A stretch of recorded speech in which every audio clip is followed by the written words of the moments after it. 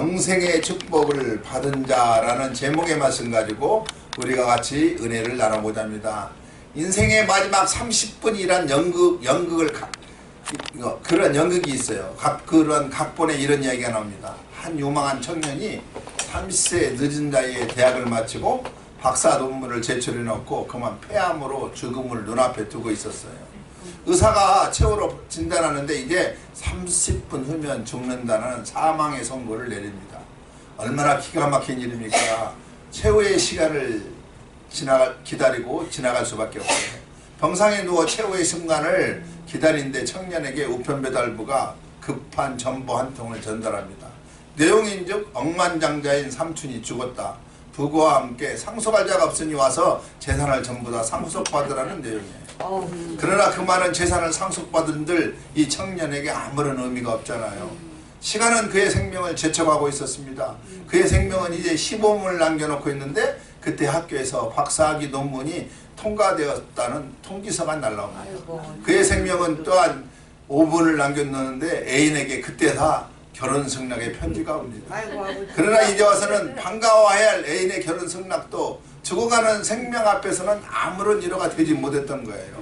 억만장자의 상속권, 박사학위 논문 합격증, 그리고 행복한 결혼 승낙서를 손에 쥔 채 그 청년은 죽어갈 수밖에 없었던 것이죠. 얼마나 허무한 인생인가를 보여주는 연극의 내용이에요.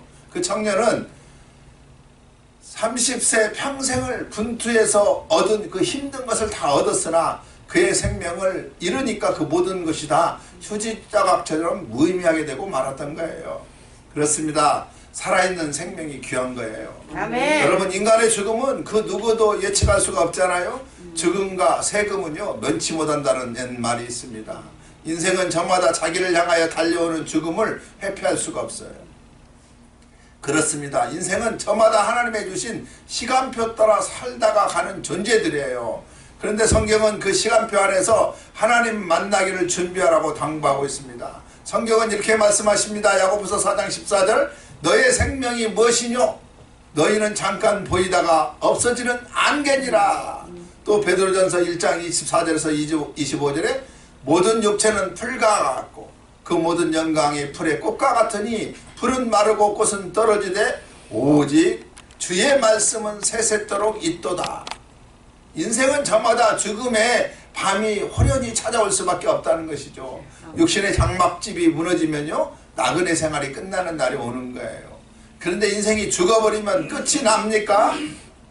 아니잖아요. 우리가 분명히 알고 넘어가야 할 문제가 여기에 있어요. 사람은 이 세상에서 낳고 죽는 것은 내 마음대로 할 수가 없는 영역이에요. 이 세상에서 자기가 태어나고 싶어서 난 사람이 여기 누가 있고 죽고 싶다고 해서 마음대로 죽는 것이 아니잖아요.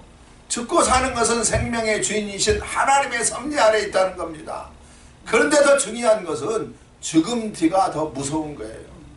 히브리서 9장 27절, 한 번 죽는 것은 사람에게 정하신 것이요 그 후에는 심판이 있으리라. 아멘. 심판, 무서운 말이에요. 심판은 하나님의 공의 앞에 나의 행위를 밝히는 것이 심판이에요. 여러분, 하나님이 우리의 지나온 그러한 과거를 심판하신다면 누구 한 사람 하나님 앞에 의로운 사람이 없을 것입니다. 성경이 의인은 없나니 한 사람도 없다고 말씀하고 있습니다. 죄송합니다마는 우리 모두는 죄인들이에요. 행여 사람 앞에 죄인이 아닐지라도 공의로우신 하나님의 심판대 앞에서는 모두가 죄인이에요. 그런데 하나님은 우리의 인간의 모든 죄를 덮어주시고 한 가지 죄만 가지고 심판하시겠다 말씀하고 있죠. 그게 요한복음 3장 18절, 저를 믿는 자는 심판을 받지 않은 것이요 믿지 아니하는 자는 하나님의 독생자의 이름을 믿지 아니함으로 벌써 심판을 받은 것이라 말씀하고 있어요. 무슨 말씀이에요? 한마디로 말하면 예수 믿지 않는 것이 죄이기 때문에 그 사람은 심판하시겠다 이 말이에요. 그러니까 예수를 믿느냐 믿지 않느냐가 이렇게 중요한 것입니다. 성경은 예수를 안 믿는 것이 죄라고 못을 딱 박아놨어요. 그리고 하나님의 일은요 요한복음 6장 29절에 하나님의 보내신 자를 믿는 것이 하나님의 일이라 이렇게 말을 해요. 하나님의 세상을 이처럼 사랑하사 독생자를 주셨으니 이는 저를 믿는 자마다 멸망치 않고 영생을 얻게 하려 하심이라고 말씀해주고 있어요. 오늘 우리가 이 말씀 안에 들어있다는 사실이 얼마나 감사한지. 여러분, 세상에서 제일 불쌍한 사람이 누군지 아십니까? 예수 안 믿는 사람이 제일 불쌍해요. 이 사람들은 심판받아 지옥의 불에 떨어지기 때문에 불쌍하다는 거예요. 그렇다면 여러분, 우리가 예수 그리스도를 믿고 사는 문제를 어느 정도로 생각하고 계시냐 이 말이에요. 중요한 얘기죠. 정말 예수 믿는 것을 어느 정도 여러분은 생각하고 있습니까? 우리가 분명히 알아야 할 것은요, 예수 그리스도를 믿는 문제를 너무 가소평가해서는 안 된다 이 말이에요. 아멘. 왜 그렇습니까? 바로 믿음은 생명이기 때문에 그래요. 아멘. 이러한 확신이 저와 여러분 우리 모두에게 있기를 주님의 이름으로 축원드립니다. 아멘. 예수님은요, 사람이 만일 온천을 얻고도 제 목숨을 잃으면 무엇이 유익하리요? 사람이 무엇을 주고 제 목숨을 바꾸겠느냐 이렇게 물어보세요. 이 얼마나 심각하고 엄숙한 질문입니까? 우리는 누구나 이 엄숙한 질문 앞에 놓여 있는 사람들이에요. 이 문제는 이 세상 말을 위한 문제가 아니라 영원한 생명의 문제인 거예요. 이 생명의 문제는 오직 예수 그리스도 안에 있다는 거예요. 아멘. 오늘 본문의 말씀인 신구약 성경 전체를 요약한 말씀이 오늘 본문의 말씀이에요. 그리고 본문 16절을 최대한으로 확대한다면 신구약 성경이 되는 것입니다. 다시 말하면 성경의 대주제가 예수 그리스도예요. 요한복음 5장 39절에 너희가 성경에서 영생을 얻는 줄 생각하고 성경을 상고하냐, 이 성경이 곧 내게 대하여 증거하는 것이라 이렇게 말씀하고 있잖아요. 아멘. 그래서 우리가 흔히 요한복음 3장을 구원장 혹은 믿음장 아니면 영생의 장 이렇게 말해요. 요한복음 3장 16절 요약해보면 누구든지 예수를 믿기만 하면 구원을 받는다. 아멘. 이 말을 더 줄이면요, 믿음과 구원인데요, 이것은 기독교의 핵심의 복음의 내용이잖아요. 그러면 예수가 누구인가를 한번 살펴봅니다. 신약 성경의 사복음서에는요, 예수라는 이름이 무려 600번이나 기록되어 있어요. 예수라는 이름의 뜻은 마태복음 1장 21절에 설명하죠. 그가 자기 백성을 저희 죄에서 구원할 자라. 세상의 숱한 그러한 군왕들의 이름은 사라져도 예수의 이름은요, 영원히 성도의 입에서 불려지고 있잖아요. 이 예수님은 하늘에서 내려오신 분입니다. 아멘. 13절에 하늘에서 내려온 자 곧 인자에는 여기에 올라갈 자가 없느니라 그랬어요. 여기 하늘에 올라갈 자는 직역하면 하늘에 계신 자라 이 말이죠. 사람의 기원은요, 땅에서부터 출발합니다. 첫사람 아담이 흙으로 지음을 받았기 때문에 그래요. 그러나 예수 그리스도는 그 기원이 어딥니까? 하늘이에요. 이것은 곧 그분이 하나님이라는 증거 말씀이에요. 기적 중에 가장 큰 기적은요, 하나님이 친히 인간의 육신을 입고 이 땅에 오신 사건이 제일 큰 기적의 사건이잖아요. 성육신 사건. 두 번째, 대속의 십자가를 지신 분이 예수님이에요. 14절에 모세가 광야에서 뱀을 든 것 같이 인자도 들려야 하리니. 민수기 21장 4절에서 9절 말씀을 인용한 이 말씀으로 예수께서 십자가를 통해서 속죄의 죽음을 알리는 말씀이에요. 이스라엘이 모세의 인도를 받아가지고 애굽에 나와가지고 하나님이 약속한 가나안 땅을 향해서 진군하고 있을 때 홍해를 육지같이 건넜고 주야로 구름 기둥과 불 기둥의 인도를 받았고 만나와 메추라기로 그들을 먹이시고 돌보주셨잖아요.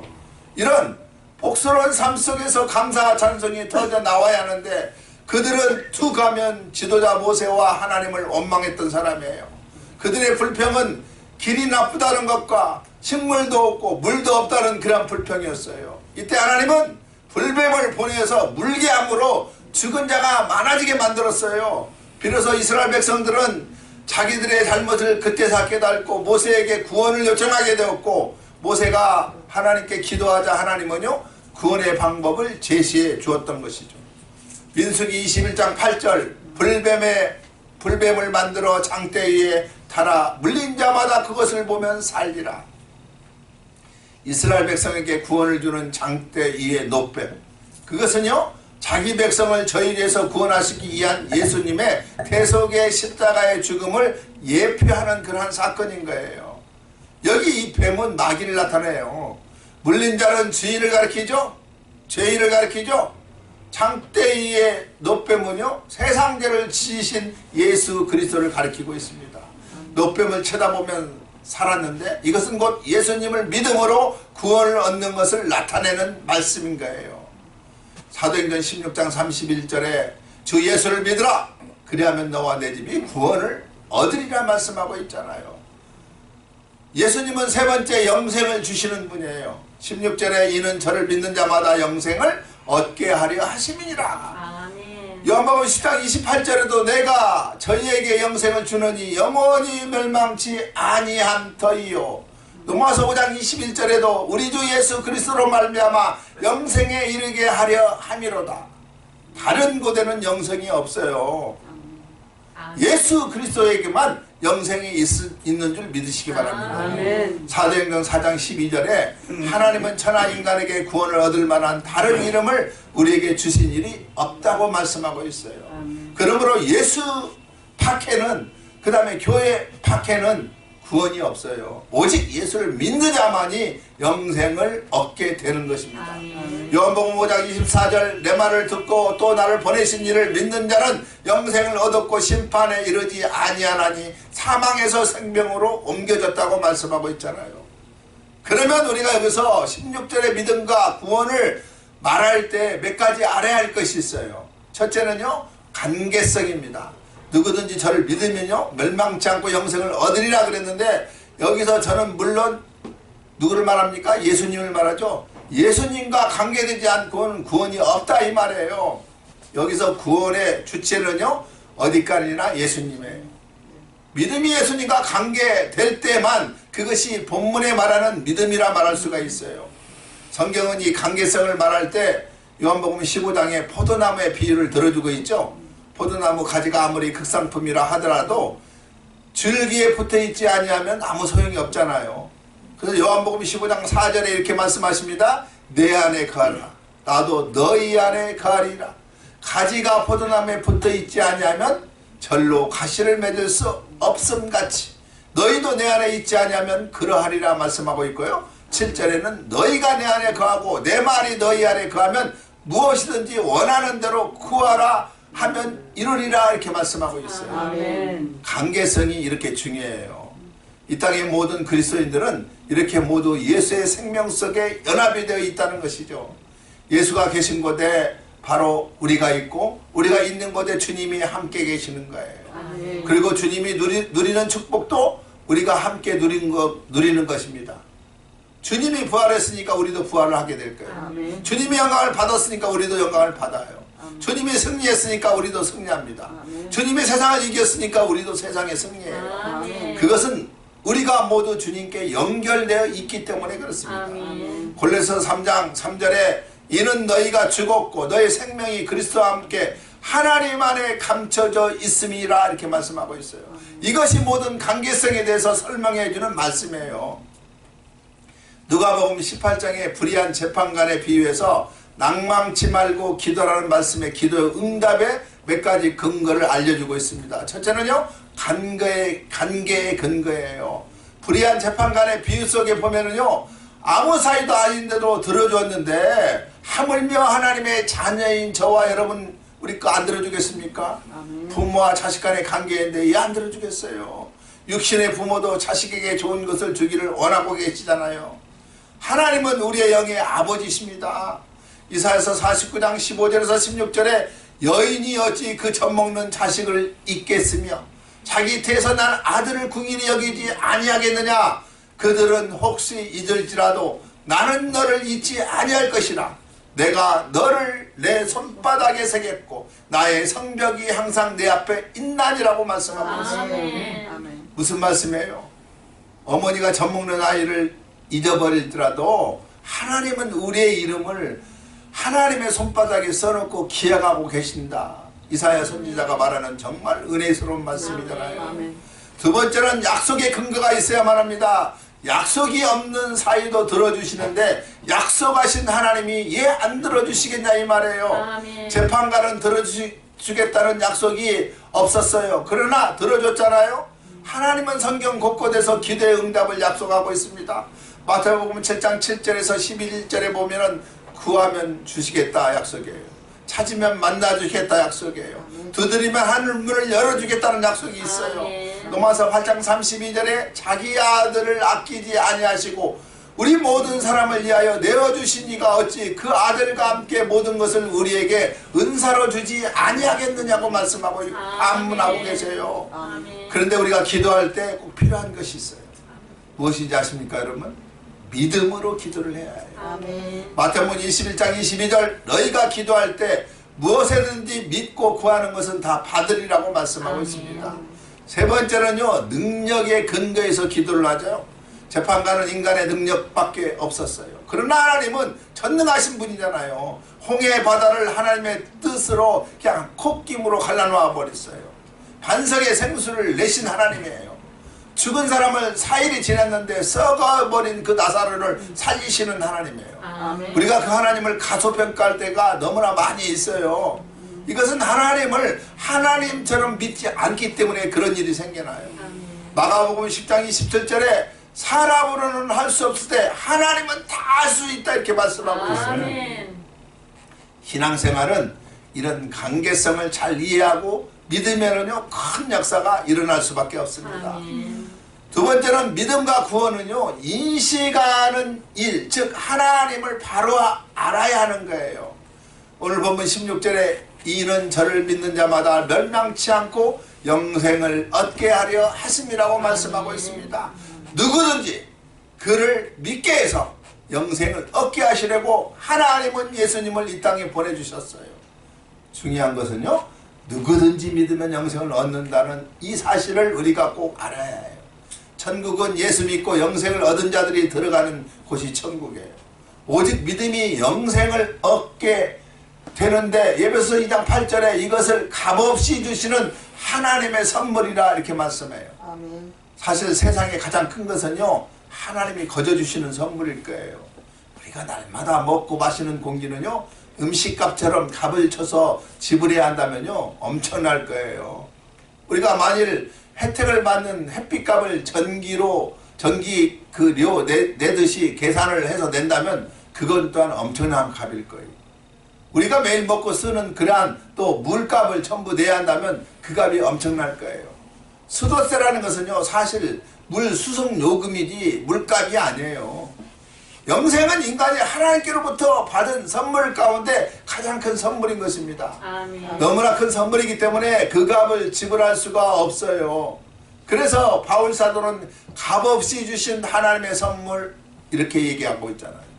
선물이라 하면은 히브리어 단어 가운데 대대라고 이렇게 발음하는 단어가 있는데 그것은요 아낌없이 되어 던진다는 의미의 뜻이에요. 또 다른 소하드라는 단어가 있는데 그 뜻은요 속전, 값을 주고 몸을 구해낸다 이런 뜻이 있어요. 영생은 주님 자신을 아낌없이 내어 던지고 그 대신에 우리를 건져내신 위대한 선물인 거예요.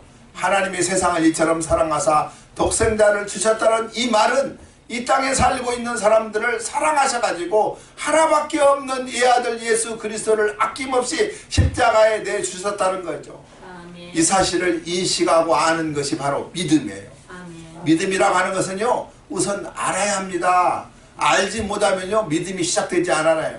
그래서 안다는 것은 굉장히 중요한 일이에요. 여기서 인식하다, 안다는 말은요 머리로 기억한다는 의미가 아니에요. 이 말은요 체험한다는 말이에요. 가령 성경을 뜻도 모르면서 머리로만 많이 기억하는 것은요 별로 의미가 없어요. 요한복음 6장 68절에 베드로가 주여 영생의 말씀이 계심에 우리가 되게로 가오리까 하고 고백을 하는 이야기가 나오죠. 이것이 곧 체험이에요. 이 같은 체험이 있었으니까 결국 베드로는 주님을 떠나지 못한 거예요. 동시에 이 같은 체험이 없는 사람은 미련 없이 가벼운 마음으로 천국의 길에서 떠나버릴 수밖에 없는 것입니다. 그래서 믿음에는요 반드시 이 같은 체험이 중요해요. 아인슈타인은 과학의 근거는 믿음이라 이렇게 말합니다. 사람들이 우주선을 사람을 태우고 달나라로 쏘아 올리잖아요. 그때 우주선에 태워지는 달나라로 가는 사람도 보내는 사람도 별로 긴장하지 않잖아요. 왜냐하면 그 우주선이 다시 지구로 무사히 돌아올 것을 믿기 때문에 갈 수가 있고 탈 수가 있고 보낼 수가 있어요. 그래서 과학조차도 믿음에 기초한다 이렇게 말하고 있습니다. 이 같은 이치는요, 우리들의 생활 속에도 얼마든지 찾아볼 수가 있어요. 우리들이 비행기를 타고 공중에 높이 올라가서 편안히 잠자고 가잖아요. 왜냐하면 이 비행기가 완전하게 내가 가는 목적지에 데려다 줄 수 있다는 믿음이 있기 때문에 그래요. 또 우리들이 전철을 타고 그 좁은 내일 일을 마구 달려가면서 가는 전철을 타면서도 단잠을 잘 자요. 그것도 믿기 때문에 그래요. 얼마나 좋은 믿음입니까? 우리가 예수 그리스도를 그렇게 믿어야 하는 것이죠. 그러면 요한복음 1장 12절에 그 이름을 믿는 자에게는 하나님의 자녀가 되는 권세를 주셨으니라고 말씀하고 있어요. 어떻게 믿고 있습니까? 알기 때문에 믿는 거예요. 고로 믿음은 아는 거예요. 그래서 이 세상에서 가장 불행한 사람은 무지한 사람이에요. 여러분이 나에 대해서 잘 알아야 날 믿지, 모르는 사람 믿을 수 있어요? 성경은 무지가 죄라 이렇게 말합니다. 모르면 망할 수밖에 없어요. 그리고 사람이 무지하면요, 세상을 살아가기가 더 힘이 드는 거예요. 우리가 같은 길을 걸어가다도 느낌이 갈 때 다르고 올 때 다르잖아요. 어떤 길을 가는데 갈 때 느낌이 다르고 올 때 달라요. 왜 그런지 압니까?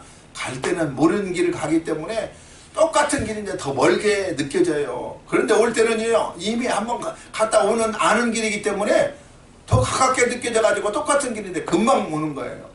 사람이 세상을 살아가는 데 있어서도 알고 사는 것과 모르고 사는 것은 이렇게 큰 차이가 있다는 것이죠.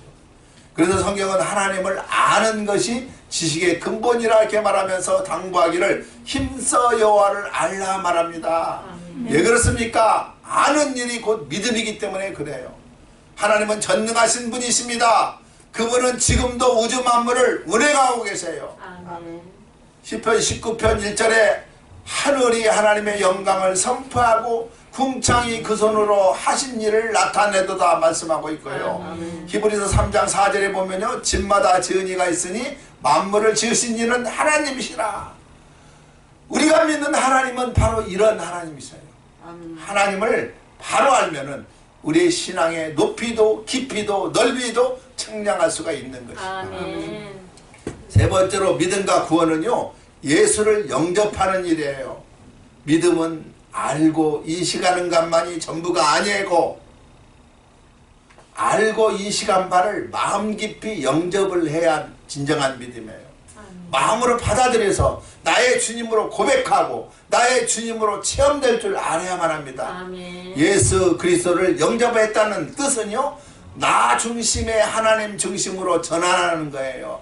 그분이 내 안에 들어오셔가지고 내 죄를 용서하시고 그분이 원하시는 사람이 되도록 하나님께 나를 맡기는 거예요. 영접은 중요한 거죠. 영접이 바로 되지 않으면요, 믿음이 흔들릴 수밖에 없어요. 영접은 인간의 근본 문제를 해결하는 비결이 되고 하나님의 형상의 회복이 되어 주신 것입니다. 창세기 3장에 아담이 하나님을 거역하고 죄를 범함으로 인간에게 저주가 임했는데 그것이 인간사의 근본 문제였잖아요. 하나님과의 단절로 인하여 하나님의 형상과 모양대로 지음받은 인간이 하나님의 형상에 파괴되어 버렸고, 예수를 영접한다는 것은 잊어버린 하나님의 형상의 회복이 된다 이 말이에요. 그래서 예수님은 창세기 3장 15절에 여자의 후손으로 오신다 이렇게 말하고 있습니다. 그래서 예수님을 영접한다는 것은 마귀에 빼앗겼던 그 모든 것을 회복하는 단계가 되는 것입니다. 구원은 크게 세 가지로 하나님과 다시 회복의 관계예요. 사망에서 생명으로 옮기는 관계예요. 잃어버렸던 하나님의 형상을 회복하고 에덴 동상을 회복하는 그러한 단계가 바로 구원이에요. 그리고 우리가 주님을 진심으로 영접하게 되면은 맨 먼저 변화되는 것이 있어요. 바로 목적의 변화가 됩니다. 나 중심에서 예수 중심으로 목적이 변화돼요. 또 소속이 바뀌는 변화가 오게 됩니다. 호적이 바뀌고 신분이 바뀌고 하나님의 자녀가 되고 하늘의 시민권자가 되는 거예요. 이것이 바로 믿음의 힘에서 나와요. 여러분, 우리가 예수 그리스도 안에 있다는 것은요, 엄청난 축복이에요. 솔직하게 말합니다. 우리 예수 믿는 사람은요, 망할 수가 없어요. 지금 안 되는 것 때문에 여러분 혹시 낙심하고 있습니까? 안 되는 것을 통하여 하나님은 다른 길을 여시고 계신다는 것을 여러분 아시기 바랍니다. 우리는 영생의 복을 받은 자들이에요. 우리는 예수를 믿어야 하고 전해야만 해요. 왜 그렇습니까? 예수 그리스도는 하나님께 나아가는 절대 유일한 길이기 때문에 그렇습니다. 내가 곧 길이요 진리요 생명이니 나로 말미암지 않고는 아버지께 올 자가 없다 말씀을 하셨잖아요. 예수 그리스도는 우리의 최대 고통인 죄의 문제를 해결해 주시고 있어요. 우리의 죄를 짊어지신 주께서 십자가에 다 이루었다 이렇게 말씀하고 있잖아요. 그럼 하나님이 예수를 이 땅에 왜 보내셨는가? 첫째는요, 우리를 사랑하셨기 때문입니다. 아멘. 하나님의 사랑의 대상은 아멘. 이 세상입니다. 하나님이 사랑하신 이 세상은 어떠한 세상입니까? 성경은 믿음이 없고 패역한 세대라고 죄 많은 세대라 이렇게 말씀하고 있어요. 그러니까 여기서 세상이라면 온 인류를 가리키고 이 인류는 죄악에 빠져 있는 인류를 하나님께서 사랑하신다 이 말이에요. 이처럼 사랑하사라는 14절의 말씀과 연결된 구절로 독생자를 십자가에 내어준 사랑을 의미하고 있습니다. 이 사랑이 보통 사랑하는 마음은 지극해요. 그런 거로 고슴도치도요 제 새끼가 최고라 말합니다. 그런데 하나님은 하나밖에 없는 그 외아들을 인류의 대성물로 주셨잖아요. 톨스토이는 사람은 무엇으로 사는가라는 글에서요, 사람이 살아갈 수 있는 힘은 돈이나 명예나 권세가 아니고 사랑이라 이렇게 말해요. 하나님은 우리를 너무 사랑하셨기 때문에 외아들 예수 십자가를 죽이시면서까지 우리를 사랑해 주셨어요. 로마서 5장 8절 우리가 아직 죄인 됐을 때 그리스도께서 우리를 위하여 죽으심으로 하나님께서 우리에게 대한 자기의 사랑을 확증하셨니라고 말씀하고 있습니다. 하나님의 사랑의 범위는 누구든지 이 말이에요. 하나님의 사랑은요, 인종과 민족과 국경을 초월해서 전세계 각국 각 민족을 다 포섭하는 사랑, 남녀노소 빈부노처 빈부귀천, 그 다음에 선악간의 모든 사람들을 다 사랑하시는 그 넓이는 측량할 수가 없는 사랑이에요. 세 번째는 망하지 않게 하기 위해서 예수를 보내주셨잖아요. 우리를 절대로 망하지 않습니다. 고린도후서 6장 9절에서 10절에 무명한 자 같으나 유명한 자요, 죽는 자 같으나 보라 우리가 살고 징계를 받는 자 같으나 죽임을 당하지 않냐고, 근심하는 자 같으나 항상 기뻐하고, 가난한 자 같으나 많은 사랑을 부여하게 하고, 아무것도 없는 자 같으나 모든 것을 가진 자라 이렇게 말하고 있어요. 네 번째는요, 영생을 주시려고 오신 거예요. 성경은 영생을 뭐라고 설명합니까? 요한복음 17장 3절이죠. 영생은 곧 유일하신 참 하나님과 그의 보내신 자 예수 그리스도를 아는 것이다 이렇게 말합니다. 영생은 유일하신 참 하나님을 아는 거예요. 또한 그 하나님이 보내신 구주 예수를 아는 거예요. 여기서 안다는 말은요, 지식을 말하는 것이 아니고 교제, 사귐을 말한다 이렇게 말했죠.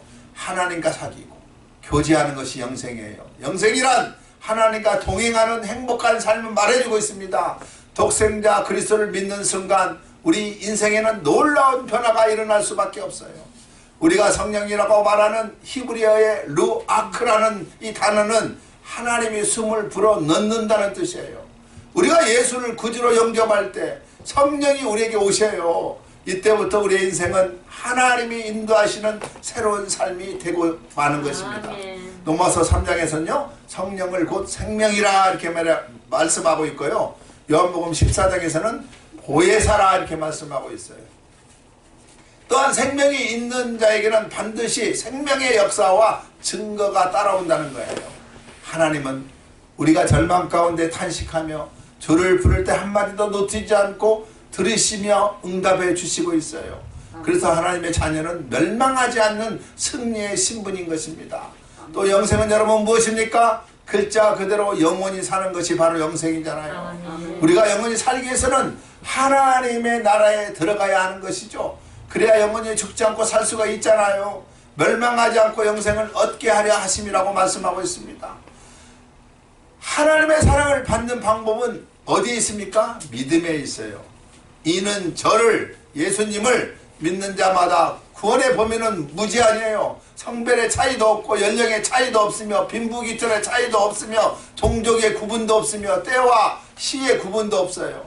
선악의 구분도 없어요. 그야말로 사람이면 누구나 다 예수만 믿기만 하면은 구원해 주시겠다는 약속의 말씀인 거예요. 이 땅에는 선물도 많잖아요. 그러나 마지막 죽어가는 사람에게 무엇이 여러분 가장 귀한 선물일까요? 물에 빠져서 허우적거리는 사람에게 금덩어리 귀한 선물을 줘봤자 그게 선물이에요? 병들어 죽어가는 사람에게 마시는 음식이 귀한 선물입니까?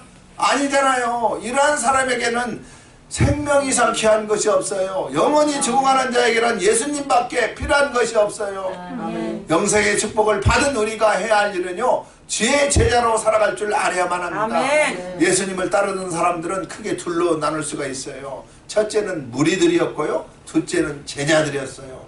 마태복음 5장 1절에 예수께서 무리를 모시고 산에 올라가 앉으시니 제자들이 나온지라 이렇게 말하고 있습니다. 무리와 제자가 구분되어 있잖아요. 무리와 제자 무엇이 다를까요? 겉으로 보면 무리들과 제자들은 별 차이가 없이 보여요. 첫째로 무리들도 제자들처럼 주님을 열심히 쫓아다녔어요. 마태복음 4장 25절 허다한 무리가 쫓으니라. 마태복음 13장 2절에 큰 무리가 그에게로 모여들거든. 그들은 들로 산으로 동네로 예수님이 계시다면 정말 불나게 쫓아다녔던 사람이에요. 두 번째로요, 무리들도 주님의 교훈을 듣고 들을 만큼 듣고 감탄했던 사람들이에요. 마태복음 7장 28절에 무리들이 그 가르침에 논란이 그랬잖아요. 셋째로 무리들도 주님의 기적을 목격하고 놀라고 두려워했던 사람이잖아요. 마태복음 9장 8절에 무리가 보고 두려워하여, 마태복음 9장 33절에 무리가 기이 여겨 가로되, 그럼에도 불구하고 무리들은 주님 곁을 떠나가 버리고 제자들은 주님 곁에 남았던 사람들이에요. 무리들은 말씀을 잊어버렸지만 제자들은 그 말씀을 기억할 수 있었기 때문에 무리들은 예수님을 배척했지만 제자들은 주님을 메시아로 믿었고, 무리들은 아무 일도 하지 않았지만 제자들은 평생 목숨을 걸고 주님을 전파했던 것이죠. 그렇습니다. 우리 모두 예수의 제자로 살아가는 우리가 되시길 소망합니다. 아멘. 이제 우리가 할 일은요, 빛으로 오신 예수님을 더더욱 사랑하면 돼요. 빛의 종류에는요, 제1차적인 빛은 사람들이 최초로 발견한 부싯돌로 일으켰던 빛이 있죠. 이것으로 사람들은 원시시대를 살았어요. 그러다가 사람들은 제2차적인 빛을 발견했는데 그것이 바로 전기불이에요. 이 불은 사람들의 동력을 일으켜서 오늘의 근대 산업을 이루게 했던 그러한 빛이죠. 그러다가 사람들이 제3차적인 빛을 또 한번 발견했어요. 그것이 바로 원자력이에요. 이 원자력은 소량의 원자로 대량의 화력을 제공해 주고 있는 그런 것이죠. 이 원자력의 앞에서 우리는 지금 현재 살고 있어요. 그래서 북한 김정은이가 이것 가지고 세계를 놀리고 있잖아요. 이 빛은 인간이 발견한 빛 가운데도 최첨단의 빛이에요. 그런데 이와 같은 빛보다 더 차원이 다른 또 다른 빛이 세 가지가 있어요. 하나는요, 태양의 빛이에요. 이 빛은 사람들이 발견한 빛이 아니고 하나님이 태초부터 주신 빛이에요. 또 하나는 양심의 빛이 있어요. 이것도 하나님이 태초부터 우리 인간에게 주신 빛이에요. 이를테면 도덕적인 빛이에요. 세상의 양심의 빛이 어두워지면은요, 더러운 세상이 될 수밖에 없어요. 그래서 이 세상은 양심의 빛이 무엇보다도 밝아져야 하는 거예요. 아멘. 그런데 이런 빛보다 더 중요한 빛이 하나가 더 있는데 그것이 생명의 빛으로 오신 예수 그리스도라는 것입니다. 아멘. 믿음은 빛으로 오신 예수를 품고 사는 거예요. 우리가 이 빛을 품고 살아갈 때 죄와 불의를 멀리할 수 있게 되고 멸망에서 멀어질 수가 있고 심판에서 구원을 받게 되는 것입니다. 이러한 사람을 빛의 자녀라 이렇게 말합니다. 그러나 빛 대신 예수 그리스도를 영접하지 않는 사람들을 어둠의 자식이라 이렇게 말하잖아요. 영생을 주신 예수님을 사랑하는 저와 여러분, 빛의 자녀로 사는 저와 여러분이 되시기를 주님의 이름으로 아멘. 축원드립니다. 아멘. 기도하겠습니다. 하나님 아버지